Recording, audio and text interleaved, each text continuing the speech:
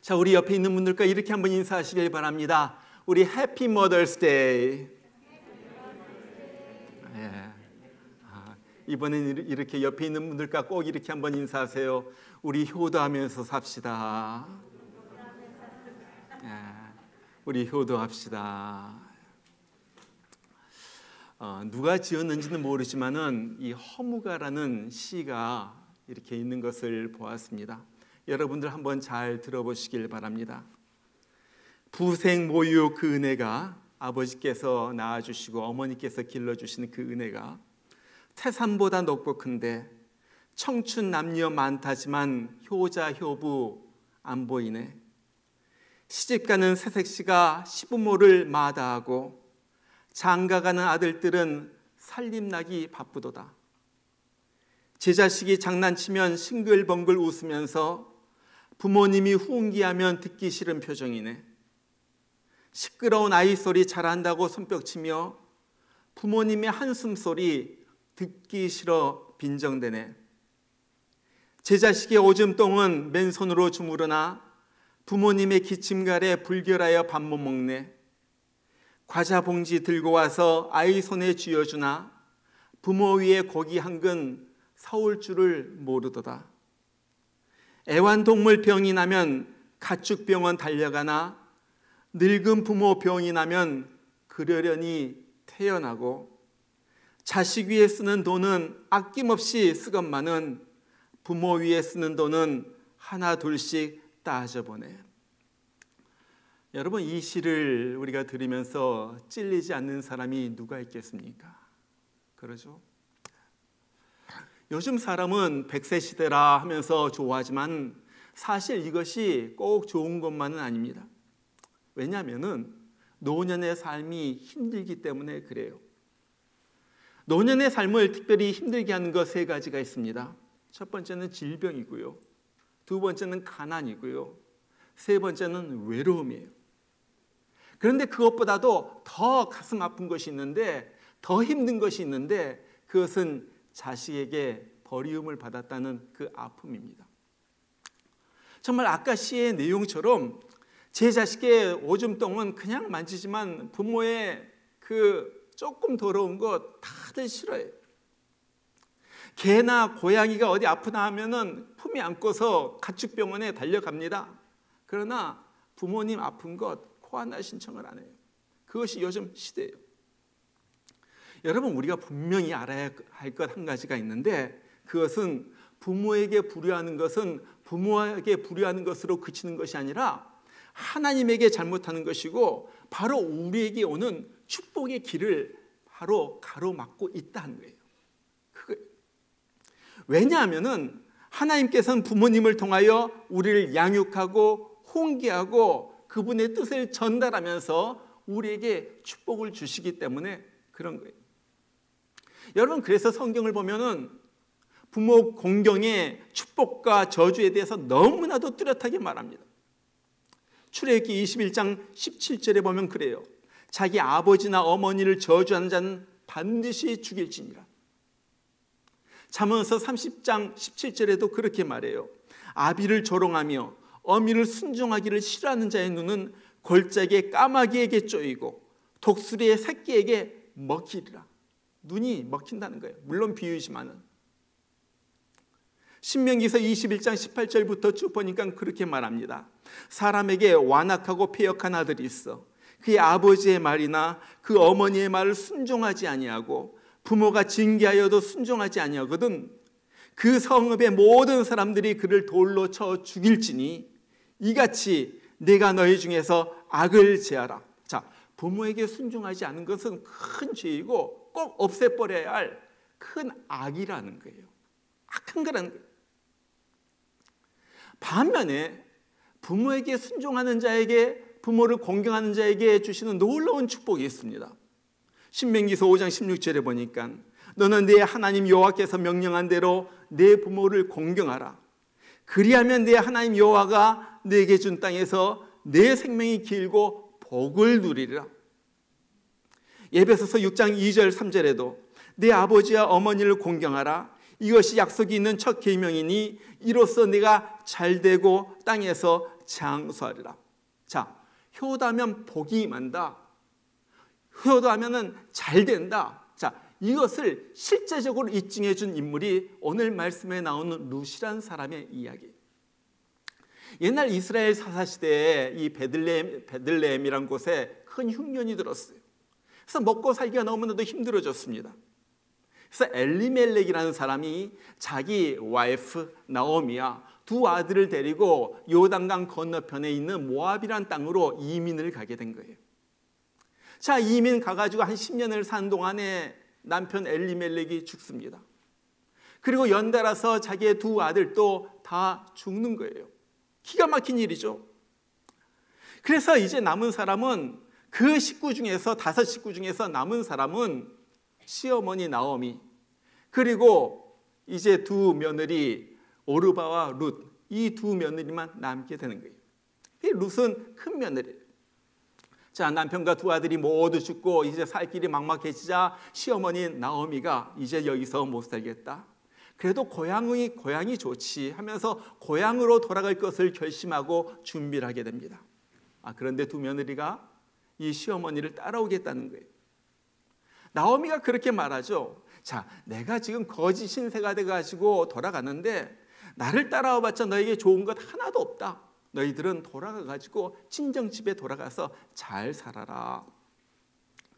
그래서 그 말을 듣고 둘째 며느리인 오르밧은 친정으로 돌아갔는데 큰 며느리인 이 룻이 죽어도 어머니와 함께 가겠다고 끝까지 쫓아오는 거예요. 그러면서 낯선 땅 베들레헴까지 와가지고 시어머니를 극진히 봉양을 합니다. 결국 어떻게 됐어요? 이 룻은 그 베들레헴에서 가장 큰 부자인 보아스와 결혼하게 되고 그의 아들이 낳게 되고, 그래서 그의 아들의 아들이 다윗 왕이 되면서 그는 다윗의 증조 할머니가 됩니다. 그리고 더 중요한 것, 그의 후손으로 예수님이 오시면서 그는 마태복음 예수님의 족주에 그 이름을 올리는 그 위대한 어머니가 된 거예요. 여러분, 이 룻이 축복을 받은 것은요, 이것은 상식적으로 일어날 수 없는 일이 일어난 거예요. 왜 그렇습니까? 이 룻은 무엇보다도 이방 여자예요. 이스라엘 사람이 이방 여자와 결혼한다는 것은 상상도 못할 일이에요. 그런데 그 일이 이루어졌어요. 또 룻은 어떤 여자입니까? 이미 한번 결혼한 여자예요. 그래요. 그런데 베들레헴의 유지이며 갑부인 이 보아스가 뭐가 아쉬워서 이런 여자인 룻과 결혼하겠어요? 그렇죠? 그런데 그런 일이 일어났다는 거예요. 자, 어떻게 이런 일이 일어납니까?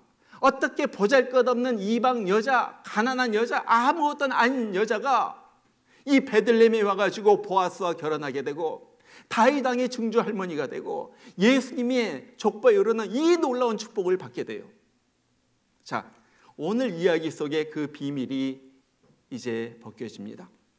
자, 그 비밀은요, 한마디로 말해서 룻의 지혜에 있었어요. 지혜. 자, 어떤 지혜입니까? 룻은요, 하나님의 축복의 통로가 부모다 하는 사실을 알았다는 거예요. 굉장히 중요한 거예요. 하나님의 축복의 통로가 부모이다. 그렇기 때문에 결사적으로 나오미를 갖다 쫓는 거예요. 여러분, 지금 룻의 형편을 보면요, 앞이 아무것도 보이지 않아요. 모압에서 완전히 알거지가 된 나오미가 베들레헴으로 고향으로 돌아가려고 하니까 이 두 며느리가 쫓으려고 따라가겠다고 하잖아요. 그러니까 나오미가 뭐라고 그래요? 야, 돌아가라. 너희가 어찌 나와 함께 가려느냐? 나는 너희들에게 어떻게 해줄 힘도 없고 뭐 미래의 소망도 없다. 사실 나오미는요, 자신도 도무지 살 수 없어가지고 고향으로 돌아갔지만은 뭐 어떻게 해줄 아무것도 없는 거예요. 늙었죠. 돈도 없죠. 가진 것 없죠. 남편도 없죠. 늙어가지고 일도 하지 못하죠. 그런데 보면요, 룻의 처지도 마찬가지예요. 다른 나라, 낯선 땅에 가지만 말이 잘 통할런지도 알 수가 없어요. 거기에다가 이스라엘 사람들은 어떤 사람이에요? 여러분, 우리가 잘 알잖아요. 이스라엘 사람들은 자기네들이 선민이다, 택한 백성이다. 그래가지고 얼마나 도도하고 얼마나 다른 사람들에게 배타적인지 몰라요. 요즘 쉽게 말하면 인종차별이 아주 극심한 사람들이에요. 그래요. 모압 땅에 있으면은 그래도 또 다시 결혼할, 재가할 그런 가능성이라도 있지만요, 이스라엘은 완전히 달라요. 아무런 생계 보장도 없고요, 미래도 없는 거예요. 자, 더군다나 여러분, 나오미가 누구예요? 자기 친어머니도 아니고 시어머니예요. 여러분 그러잖아요. 남편이 죽었으면은 이제 남편의 어머니, 시어머니는 뭐 남과 다를 바가 없어요. 그래요. 그냥 자기 친어머니도 아니에요. 무슨 뭐 나랑 관계가 있어요? 그런데 룻은요, 결단코 따라간다는 거예요. 아주 목숨을 걸고 따라갑니다. 오늘 말씀을 보세요. 뭐라고 그래요? 오늘 16절에 보니까 그래요. 나를 돌아가라고 강권하지 마옵소서. 어머니께서 가시는 곳에 나도 가고 어머니께서 머무시는 곳에 나도 머물겠나이다. 자, 도대체 왜 이렇게 결사적으로 룻이 어머니를 따라갑니까? 그 다음에 그 이유가 나와요. 어머니의 백성이 나의 백성이 되고 어머니의 하나님이 나의 하나님이 되시리니 어머니께서 죽으시는 곳에 나도 죽어 거기 묻힐 것이라. 만일 내가 죽는 일 외에 어머니를 떠나면 여호와께서 내게 벌을 내리시고 더 내리시기를 원하나이다. 자, 여러분 이것이 보여주는 것이 무엇입니까? 룻은요, 여호와 하나님에 대한 믿음이 있었다는 거예요. 신앙이 있어요. 하나님을 아는 사람이에요. 하나님을 알아가면 알아갈수록 그 신앙 속에 숨겨진 권위의 비밀을 그가 알게 됩니다. Secret of Authority, 권위의 비밀이라는 거예요. 바로 이거예요. 이것이 오늘 말씀의 핵심입니다. 권위의 비밀. 우리 한번 따라서 합시다. 권위의 비밀. 네, 권위의 비밀이에요. 자, 오래전에 제가 미국에 온 지 얼마 되지 않았을 때 한 세미나에 참석을 했습니다. 빌 가설 세미나라는 세미나예요. 영어로 다른 말로 말하면 Basic Life Principle 세미나 이렇게 말하기도 해요. 제가 엊그제 설교를 준비하면서 웹사이트에 방문했더니 이 세미나를 들은 사람이 전 세계에서 250만 명이 들었다고 그래요. 250만 명. 굉장하죠? 거기 제가 가보니까요, 수천 명이 모이는데 강사인 이 빌 가설 목사님은요, 보이지가 않아요. 어떻게 세미나가 진행이 되냐면요, 강의는 이 사람이 녹화된 것을 그냥 영화 보여주듯이 그렇게 큰 화면에다가 틀어줍니다. 왜냐하면은 이분이 너무 바빠가지고 강의가 동시에 미국 곳곳에서 진행이 되는 거예요. 그러니까 한 사람이 뭐 동시에 이곳저곳에 갈 수가 없잖아요. 그러니까 이분이 그때 녹화를 해가지고 자기 강의하고 이것을 그냥 틀어줘요. 그것이 며칠 동안 하는데 사람이 아침부터 저녁까지 그곳에서 수천 명이 모여듭니다. 이분의 세미나를 듣고 수많은 가정이 회복되고 수많은 고침의 역사가 일어나는 거예요. 사람들이 거기에서 자기가 누구인가를 새롭게 발견을 해요. 그러면서 부부관계, 깨졌던 부모와 자식 간의 관계가 회복이 됩니다. 그리고 가정이 회복이 돼요.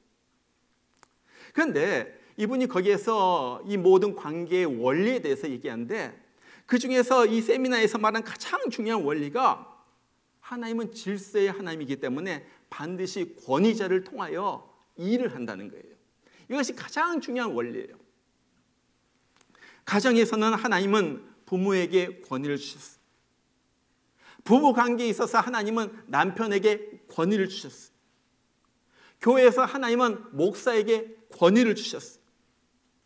권위자에게 순종할 때 하나님의 질서가 세워지고 하나님의 질서가 세워질 때 관계가 정립되고 이 관계 속에서 하나님은 일을 하시고 축복을 주신다는 거예요. 이것이 그 세미나의 가장 중요한 하나의 원리예요. 하나의 틀이에요. 여러분, 하나님께서 일하시는 것을 보면 그럽니다. 하나님은 사람을 부르셔가지고 그에게 권위를 주시고 그 권위를 통하여 일하게 하시는 거예요. 하나님은 모세를 부르신 다음에 모세에게 이스라엘 백성의 지도자로서의 권위를 주셨어요. 하나님은 다윗 왕을 부르신 다음에 다윗에게 왕으로서의 권위를 주셨어요. 하나님은 제자를 부르신 다음에 그 제자들에게 사도권을 주셨어요. 하나님은 목사를 부르신 다음에 목사에게 목회권을 주신 거예요. 항상 하나님은요 사람을 통하여 일하는데 그 권위를 주신 다음에 그 권위를 통하여 하나님께서 지시를 하시고 말씀을 하시고 그에게 축복을 주시는 거예요. 이것이 하나님의 일하는 원리예요, 원리. 그래서 사도 바울이 뭐라고 말합니까? 사도 바울이 로마서 13장 2절 보면 그렇게 말해요. 각 사람은 위에 있는 권세들에게 복종하라. 그러면서 무서운 경고를 우리에게 합니다. 권세를 거스르는 자는 하나님의 명을 거스름이니 이런 자들은 심판을 자취하리라. 하나님께서 사람에게 권세를 주셨는데, 권위를 주셨는데 그 권위를 자꾸 거스르고 반대하고 거기에서 벗어나려고 하고 그러면요 하나님께서 그에게 심판을 준다. 왜냐하면 그 권위자를 거스르는 것은 하나님을 거스르는 것이기 때문에 그렇다. 이 바울은 거기에서 그렇게 말하고, 자, 이 지혜로운 룻은요 이것을 한 거예요. 자, 하나님은 나에게 시어머니를 권위자로 세워주셨다. 하나님은 시어머니를 통하여 나에게 말씀하시고 나의 길을 인도하시고 지시하시고 나에게 축복을 주시는 그런 하나님입니다. 자, 이것을 아니까요 시어머니를 떠날 수가 없어요. 떠날 수가 없어요. 누굴 위해서? 시어머니보다도 나를 위해서라도 떠날 수가 없는 거예요. 내가 내 인생에 하나님의 인도하심을 받고 하나님의 지시하심을 받고 하나님의 보호하심을 받고 그러기 위해서 하나님께서 시어머니를 통하여 나에게 역사하시는데 그 시어머니를 갖다 내가 저버릴 수가 없다는 거예요. 그래서 룻은 따라가요. 이것이 룻이 발견한 권위의 비밀이에요. 자, 그러니까요 룻은 시어머니를 절대 못 떠나죠. 뭐 시어머니가 뭐가 있어서 그런 것이 아니에요. 뭐 나오미 가난하죠. 늙고 보잘것없는 아무것도 아닌 시어머니지만은 나오미는 하나님의 역사의 통로이기 때문에 나에게 하나님께서 시어머니를 통하여 역사하시기 때문에 그 시어머니를 떠날 수가 없는 거예요. 자, 그러면서 시어머니를 통하여 어떻게 하나님의 역사가 일어나는가 하는 것이 이 룻기에 계속 나오는 그 이야기예요. 자, 이 사실을 안 룻이 시어머니를 따라가지고 낯설고 물설은 이 베들레헴에 따라오죠. 나오미는 늙어가지고 힘이 없어가지고 일을 못하니까 젊은 룻이 나가서 일을 하는데 남의 밭에 가가지고 그 추수할 때 곡식을 떨다가 곡식이 떨어지면은 그것을 줍는, 이삭을 줍는 그러한 일을 하는 거예요. 그레인 피킹을 갖다가 하는 거예요. 그런데 우연히 나가서 일하다 보니까 그 밭이 보아스의 밭이에요. 성경에 보면 우연이라고 그랬지만은 성경에 우연은 없어요. 하나님께서 기가 막히게 역사하기 시작하는 거예요. 왜? 시어머니를 따라서 왔기 때문에. 그래가지고 가가지고 딱 일하는데 보니까 그곳이 보아스의 밭이에요.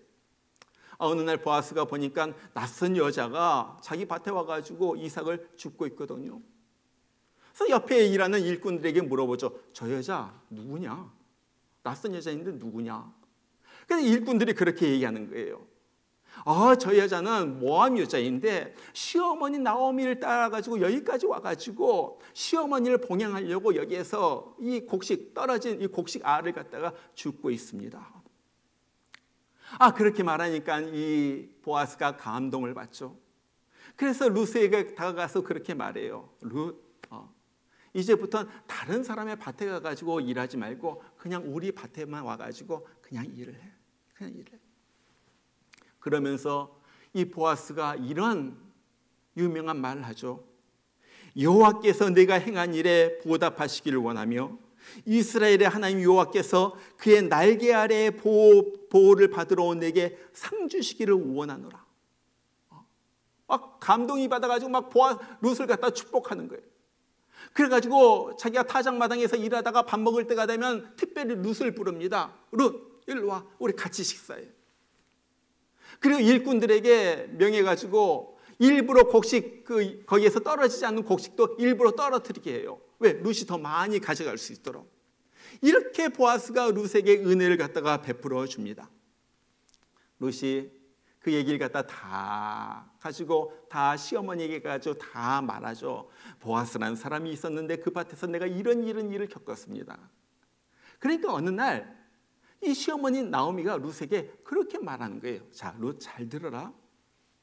온 보아스는 우리 친척인데 보아스가 우리 가문을 다시 일으켜 줄 만한 그런 사람이란다. 오늘 밤에 너는 옷을 새롭게 싹 입고 잘 단장을 한 다음에 그 보아스의 타작 마당에 오늘 밤에 가. 오늘 타작을 다 한 다음에 잔치를 한 다음에 이제 보아스가 그 타작 마당에서 이불을 덮고 잠을 잘 터인데 넌 아무도 모르게 그 보아스를 찾아가서 그 이불을 들추고 그 발치에서 너도 몸을 눕혀라. 룻이 시어머니의 말에 무조건 순종을 합니다. 보아스가 잠자는 곳을 찾아갔어요. 가가지고 보아스의 이불을 갖다가 들치고 자기가 누우니까 보아스가 잠에서 깨져. 너는 누구냐? 예, 저는 룻입니다. 도대체 무슨 일이냐? 저희 어머니 시어머니가 말씀하시는데 당신이 우리 가문을 일으켜 세워줄 우리의 친척이라고 그렇게 말을 합니다. 당신만이 우리 가문을 일으켜 줄 수가 있습니다. 보아스가 그 말에 감동을 받았어요. 그 동네 장로를 찾아갑니다. 그리고 동네 사람들이 다 동의를 얻어가지고 드디어 룻을 아내로 맞이하게 돼요. 그리고 이방 여인 룻은 이 베들레헴의 갑부인 정말 유력자인 은혜를 받은 자인 보아스의 아내가 되는 거예요. 자, 혼인 예식이 일어납니다. 결혼식이 울려 퍼지는데 이 베들레헴의 모든 사람들이 나와가지고 축복을 하는 거예요.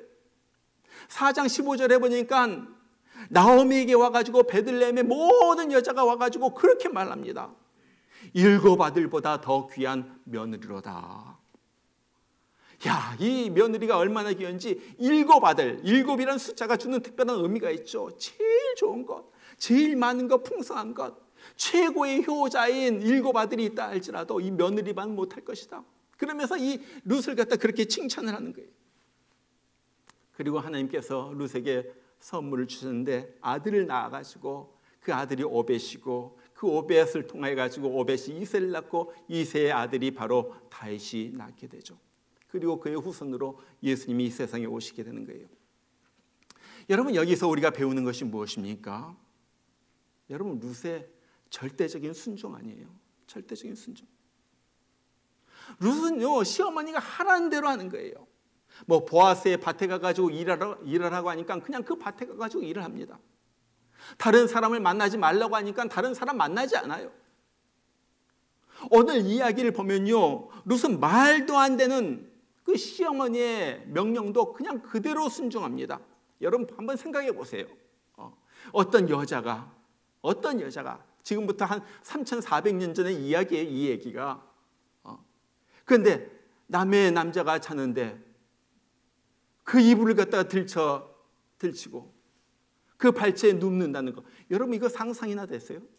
이게 말이 되는 이야기예요? 도대체 그러다가 남의 눈에 띄면 이게 무슨 창피입니까? 무슨 오해를 받을 일이에요? 그러다가 혹시라도 보아스가 야, 넌 누구냐 하고서 이런 여자가 다 있어 하고서 발로 차기라도 한다면 이게 무슨 망신이고 이게 뭐예요? 이게 이게 기가 막힌 일이에요. 지금 말도 안 되는 일이지만은 시어머니가 하라고 하니까 그냥 그대로 하는 거예요. 오늘 3장 6절에 보면은 그런 말이 나와요. 그가 타작 마당으로 내려가서 시어머니의 명령대로 다 하니라. 시어머니의 명령하신 대로 다 했다. 왜 이렇게 룻이 순종을 해요? 왜 룻이 이렇게 순종을 할까요? 룻은요, 축복의 원리를 한 거예요. 축복의 원리. 여러분, 축복의 원리 뭐예요? 하나님은 권위를 통하여 말씀하시고 축복을 주신다. 내가 이 축복을 받는 비결은 바로 그 권위에 순종하는 것이다. 이것이 룻의 머리에 꽉 차 있었어요. 결국 하나님은 권위를 통하여 일하시는데 권위를 통하여 나에게 지시하시고 그 지시를 통하여 나로 축복을 받게 하시는데 결국은 순종하는 것이 내가 축복을 받는 길이다. 그게 너무너무 가슴속에 박혀 있는 거예요. 왜? 하나님을 아니까 박혀 있는 거예요. 여러분, 이것이 우리가 부모님께 순종해야지 되는 이유예요. 우리 부모가 우리보다도 못 배웠을 수도 있어요. 우리보다 잘난 것 없을 수도 있어요. 세상적으로 보면 우리 부모님들이 그렇게 영어를 잘합니까? 컴퓨터를 합니까? 우리 부모님들 점점 더 노약해지죠. 그러나 그렇다 할지라도 하나님은 변함없이 우리 부모님을 통하여 말씀하시고 우리 부모님을 통하여 지시하시고 우리 부모님을 통하여 우리에게 축복을 주신다는 거예요. 그래서 이스라엘 나라에 가면요, 노인 병원은 있지만 양로는 없다고 그래요. 양로는 없어요. 왜? 자식들이 서로 부모를 갖다 모시려고 하는 거예요. 부모님을 통하여 하나님께서 나에게 말씀하신다, 그 말을 듣기를 원하는 거예요. 하나님께서 부모님을 통하여 나에게 축복을 주신다, 그 축복을 받기를 원하는 거예요. 그래서 우리가 잘 알잖아요. 야곱과 에서가 서로 축복을 받기 위해서 싸웠던 것처럼 지금도 노부모의 축복 기도를 받기 위해서 저들이 그렇게 달려들고 부모님의 축복 기도 받는 것을 최고의 영광으로 그렇게 생각한다 하는 거예요. 뭘 아는 사람들이죠, 이거예요. 저는 어제 제가 보통 울질 않는데 참 많이 울었어요. 기도하면서, 여기 와서 기도하면서 저희 어머님 생각 때문에. 저희 어머님이 돌아가신 지가 20년이 넘었지만요, 지금 와서 보니까 참 어머니의 잔소리가 그렇게 그리운 거예요. 어머니의 잔소리가 그리워. 가만 보면요, 어머니 잔소리 틀린 말 하나도 없어요. 그리고 어머니 잔소리한 이유가 다 나 잘 되라고 한 거예요. 보니까 그래요. 지금 와서 보니까 내가 그 어머니의 잔소리 잘 듣고 그 말대로 순종했더라면 내가 지금보다 훨씬 더 잘 되었을 텐데, 뭐 그런 생각도 들고요. 우리 어머님이 얼마나 보고 싶은지 제가 여기서 펑펑펑펑 울면서, 제가 오랜만에 저희 형님에게도, 한국에 계신 형님에게도 장문의 편지를 쓰고, 돌아가신 이모님, 우리 사촌 누님한테도 어제 또 카톡을 보내가지고 이모님이라도 살아계셨으면 얼마나 좋을 텐데 생각이 난다. 제가 그렇게 말씀을 드렸어요. 어머니의 잔소리가 없는 것이 너무나도 아쉬운 거예요. 여러분, 어머님 잔소리할 수 있는 어머님이 있다면 그것은 축복인 줄 아시길 바랍니다. 그게 축복이에요. 여러분, 제가 늘 말씀드리지만은 정말 세상이 거꾸로 가고 있어요. 정말 말세의 징조예요.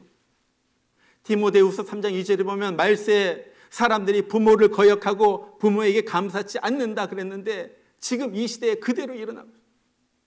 부모를 거역해요. 권위를 거역해요. 그리고 감사하는 마음이 조금도 없어요. 우리는 그러면 안 되잖아요. 우리는 그러면 안 되잖아요.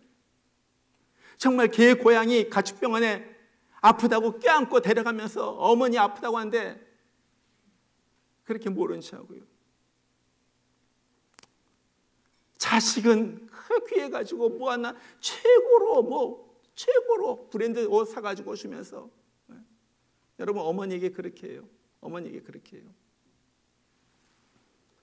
여러분 분명히 기억하시길 바랍니다. 우리가 그렇게 하면요, 나중에 우리가 그런 대접을 받아요. 진리예요. 그래서 소크라테스는 그런 말을 했다고 그래요. 내 자식들이 너에게 해주기를 바라는 것과 똑같이 내 부모에게 행하라. 너희 자식이 커가지고 나에게 해주기를 똑같이 바라는 것과 똑같이 너희 부모에게 그렇게 행하라. 우리가 그렇게 행할 때 우리 자식들이 그걸 보고 배워가지고 우리에게 그렇게 하는 거예요. 절대 원리. 정말 오늘 어버이 주일 맞이해서 우리가 다시 한번 결심하길 바라요. 우리 어버이에게 잘하기로 결심하길 바랍니다. 우리 아버님, 어머님 살아계실는지 몰라요. 저는 어머님을 생각하면서 지금도 하나님 하늘나라에서 나를 위하여 기도하고 있구나. 그 기도 때문에 그래도 요만큼이라도 목회를 하고 있구나. 그런 생각이 어제도 너무 많이 들면서 제가 하늘나라에 가면은 얼마 안 있어 하늘나라에 가면 어머니를 갖다 꽉 껴안을 것 같아요.